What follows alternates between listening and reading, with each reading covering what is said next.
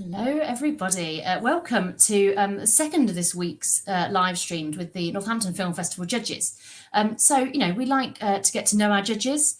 We had Marcus yesterday, who was actually a winner of last year's film festival, who's a judge on the 16 and under category this year. But today we are meeting a totally new judge, someone from actually outside Northamptonshire. Very exciting. But before we go into that, there is still time, if you're watching this live, to enter the film festival. You can find out more about the film festival at northamptonfilmfestival.co.uk. We are open to entries until the 19th of March. And actually, we're screening some short films from the past film festivals throughout March. So you can come and see, if you are based in Northamptonshire, what we do. So I think really without further ado, because I tend to waffle, I'm going to bring in our guest judge today. So we have with us Ella Glendining, who is a judge on our documentary category. So yeah, hello, Ella. How are you? Hello. Thank you so much for having me. I'm good. How are you? I'm all right, thank you very much. I feel like it's been quite a long week and it's only a Wednesday. And I should have said actually in my introduction, if people want to ask you if they've got any burning questions for you, Ella, they can put it in the chat and I will put them to you. But I'm going to open with one of my favourite questions, which probably isn't the most filmy question I could ask a filmmaker. But obviously, so you are, a writer-director, and you've done some really interesting things that we'll get into. But I'm really interested to know, what did you want to do when you were kind of school age? Has it always been film and directing? I think it has always been film and directing, but not necessarily consciously. My favourite thing to do when I was little was go to the video shop with my mum, and my mum introduced me to loads of amazing films. But I think I knew it was quite a far-fetched dream. Maybe I didn't even know there was such a thing as a director. I don't know. And I wanted to be an English teacher. I've always loved telling stories. I've always loved words. And that's something that I've definitely carried through into my filmmaking is words. I love sort of films that feel like poetry. But yes, basically, I have always wanted to be a filmmaker. But this is interesting, isn't it? Because I think this is the point, and this is one of the reasons that we do these live streams, is that actually a lot of people probably, under it all, know they want to be film directors or producers, or whatever, because they have these qualities or they enjoy these things, but they just don't know it's a job. And so so how did you find out this could be your job? I can't remember at what age I sort of clocked that, but I didn't go straight to university after going to college. I didn't. So I eventually did go and study film at Norwich University of the Arts. But yeah, even at 18 or whatever, it felt a bit too far-fetched. So I went and worked in call centres and stuff. And then, yeah, one day I think I heard that there was a good film course in the art school in the city that I lived in. And yeah, I just knew, I wasn't satisfied, and I knew that I was a creative, and so I went and studied film and have been working ever since. Amazing. Well, do you want to, in fact, tell us a little bit about kind of the first film you ever made, because that, making that leap from I've never made a film to making a first, I think is pretty massive. Yeah. So the course that I was studying on was really practical. So we made lots of stuff there. I'm not going to tell you about the film that I made when I was 17. It's awful. But the first film that I remember and really loved was at university, and it was an experimental film we were doing. And so it was this 2-minute short, and it was reptiles. I built a doll's house. I was working with someone else. We were in pairs. So we built a doll's house out of cardboard and painted it. And then we had reptiles in the doll's house, and these dolls that were all still, and the reptiles were sort of trying to escape. And it was about alienation, basically, and not feeling like you fit in. And I really love that film. Mate, which sounds amazing. Well, I like, I think we all, it was interesting. Obviously, you said, I'm not going to talk about the 17-year-old film. But I think, this is the thing when you become a director, you have to make some bad films. You have to have a go, you have to experiment, you have to try stuff. And we always learn stuff from those terrible first films. I don't know. Do you think I suppose my question is, for people who are worried that, they've made a film and it was awful, what would you say? That is absolutely the case for every good filmmaker, I'm sure. I mean, it definitely is for me. I made some really shocking films that make me cringe so much, even though I was, just a child and should have more sympathy for myself. But also, yeah, exactly. You go experiment and learn from your terrible, terrible mistakes. Yes, well, and obviously you have learnt, because you've got a feature film that's out there at the moment called "Is Anybody Out There?" Can you tell us a little bit about that and where that's going? Sure, yeah. Is There Anybody Out There is my feature debut. It's a documentary about, it's a personal film about my search for other people with the same rare disability as me, because I'd never seen anybody with a body like my own before, and I really wanted to meet someone basically who looked like me and had that shared experience in the world. And then it became a whole different beast to the one that I'd imagined. I got pregnant, which I wasn't expecting. So the pregnancy and the birth of my son is hugely instrumental in the story as well. So yeah, I really love the film, but I'm also very sick of seeing myself and excited to move on to things that are not about me. Well, yeah, it's films, have a huge life, and I think even I, who am doing it for a little while, sometimes forget, that just getting over production, doing all of that stuff, or the research, or the prep, or whatever, finding the money, making it happen, shooting it, and then you feel like you need 4 years off. Actually, there's still so much more to do, and even when it's completed, all that film festival stuff. So you have to live with these films for a very long time. But obviously it's completed and it's out there now. So what's happening to that debut feature? And do you think it's going to kind of lead to many more, or is it going to change what you do? I hope it will lead to more. It's in festivals at the moment. So it premiered at Sundance, and it's in South by Southwest, which I'm not going to, but I did go to Sundance, and it's also in Thessaloniki Documentary Festival, which I'm going to on the Saturday, and it's in CPH Docs and all sorts. I think there's some I'm not allowed to say still, and I've forgotten which one, so I will stop. But yeah, it's all over the place, and I'm so excited. I'm so excited that it's getting seen. But I hope now to move into fiction more. I've done some fiction shorts, and it definitely feels like my first love, writing and directing fiction. So yes, that's what I want to do now. Yes, I mean, because obviously we've got you as a judge of our documentary category, but as I've seen from bio, obviously you're developing stuff that is very much drama. I think you're developing your first drama feature at the moment. Is that right? Yes, that's right. I've got some money from the BFI to write the screenplay about this idea that I had. I have written a treatment and a beat sheet. I'm yet to start the script, but it is about a court dwarf in the 1600s, and it's about his relationship with the queen, and he sort of falls from her favor and falls into the arms of the rest of her sort of court fools, who are all like, she has like a disabled theatre troupe basically, and he sees himself above them. And it's really the same sort of themes as my documentary, which is like overcoming internalized ableism, finding community, accepting your disabled identity, and celebrating your disabled identity. I'm really excited about this film.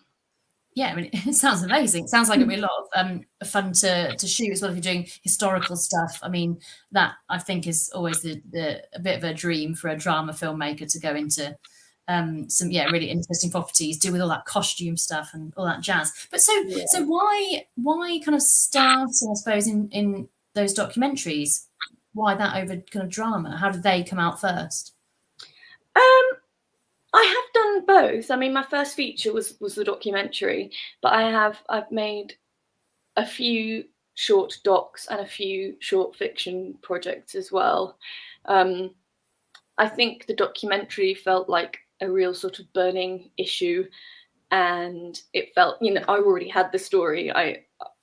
It's just by chance, I guess, that it came before trying to get a fiction feature made. Well, I mean, talking of by chance, and we were talking about this with our other judge, Marcus, yesterday. Obviously getting something off the ground is hard.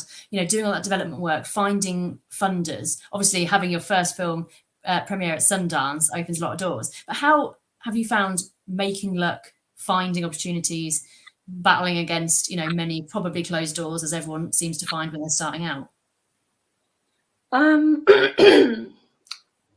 I think, as cliche as it sounds, for me, it's massively been just about making and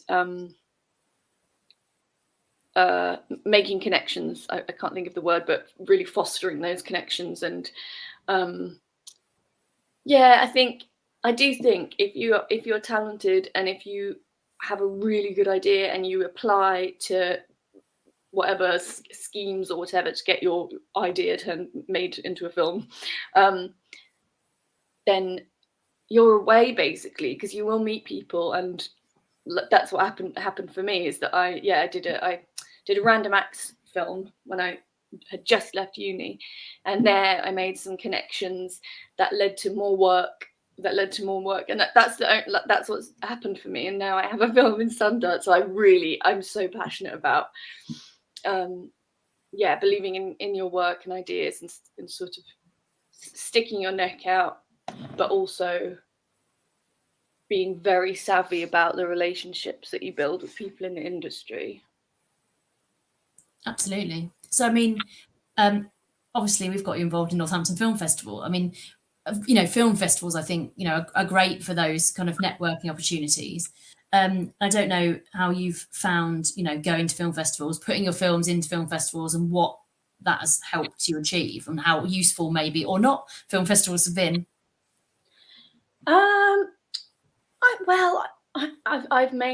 I don't go to loads of film festivals actually, but yeah, some of my shorts have been in festivals. And just off the top of my head, I mean, yeah, I've definitely made great connections at festivals, even just people to collaborate with, not necessarily people with power or whatever. But yeah, I've definitely met other creative collaborators at festivals. Yeah. Great. I mean, obviously you are going to be making some decisions which will, you know, make people's films win, or I'm not going to say lose, because as we all know, making a film and getting it into a film festival in the first place, there's no losers there. You've done a really hard thing. Yeah. But choosing between those who will win and not win, you know, what do you think kind of makes a really good film, and that, you know, you will personally connect with? Okay, for me, I guess I personally love films where the central character is other in some way. I'm really drawn to stories of outsiders. That's a very personal thing, but obviously it needs to be told. The story needs to be told in a filmic and interesting way. I also, just generally, I love things that feel fresh and unique. And also, I'm really sick of very beautiful people, and I'm really excited by films where the central character or contributor to the documentary is just like a normal and relatable person. So there's some things that I'll be looking for. Yeah, absolutely. And I suppose it's you know, finding the beauty in every story, and yeah, definitely. And I mean, what was it? So for you, has there been a kind of, I'm sorry, I'm putting you on the spot a little bit, and I hate when people ask me about the films I've seen, but are there some kind of films that you've seen, drama or documentary, or kind of in recent years, that you've gone, oh, that is a stunning film that everyone should watch? Yeah, Power of the Dog, which is obviously a bit old, well, you know, a few years old now, a couple of years old, but that's my answer. I love it so much. I still think about it practically every day, and I've not seen it since it came out. I love it. I just love it. I love the power of the underdog. That's what it's about, and that's what I'm so passionate about. And yeah, that's a film I would say everyone should watch. Amazing. Yeah, I mean, one of our kind of I've not seen it, I have to admit, but it's on the list now. I know. So before you come to the film festival in May, I will sort that out. But obviously, one of the things that you talked about being passionate about is you know, putting seeing people on the screen who we don't see on the screen all the time. And one of our little mantras has been, you can't be what you can't see in Northampton Film Festival, and trying, particularly Northamptonshire, where there's not, a huge film industry, to show people that there are filmmakers out there. And there's also filmmakers that are outside of the county that are willing to come in. You've done a lot of work, I think, with kind of BFI disability advisory groups and all sorts of things. I'd be really interested to know kind of where you feel like the industry is in terms of that whole, you can't be what you can't see, making sure we are hearing from diverse voices and seeing, a whole range of people, on screen and behind the camera. Yeah, I do think it's loads better than it was, and there are obviously targets now that need to be hit, but I also think it still often feels like tokenism, and that's can be a huge sort of insecurity for me personally. And I sort of know that I'm talented and have a lot to say, but equally, whenever I get a new opportunity, I think it's just because I'm disabled and they've got this tick box. So I do think it's getting better. It definitely is. But equally, yeah, there's a long way to go. Yeah, definitely. If there's people watching this who feel like I'm not one of those people that's, welcomed into the film industry, I'm asking you to from your point of view, what's something that you've learned that maybe might help someone that's feeling a bit like that? Well, I like you cannot be what you cannot see, and a phrase that we use a saying that we use in the disability community is nothing about us without us.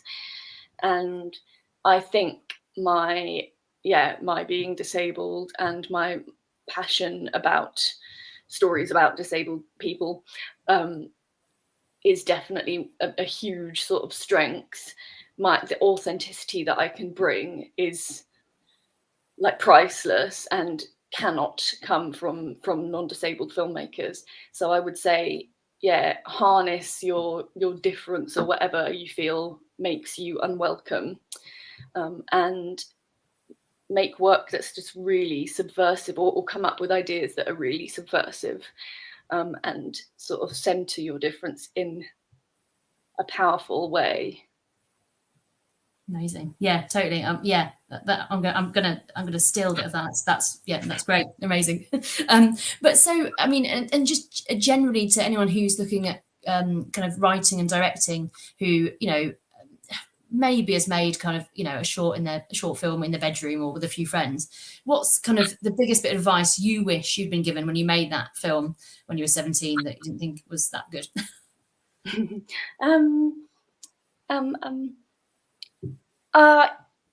To tell stories that are more deeply personal, to go really, really delve really deep, and write something that is really truly honest, rather than trying to make something that is plucked out of thin air. Absolutely. It's like what you said, when you make that film, you're going to have to live with it for years, promoting, making it, editing it, watching yourself or whoever, many times again, putting it out into film festivals. So yeah, you've got to love it. Absolutely. What's apart from obviously judging Northampton Film Festival, what's next for you? Well, I'm going to have to write the screenplay. I have to get on with that. The Court Dwarf film. I'm also editing a short film that I acted in, which is for Channel 4, and it's my first comedy. It's about a young woman who joins an eco community and bumps into an old flame. So I'm editing that, and that will be out at some point. I don't know when.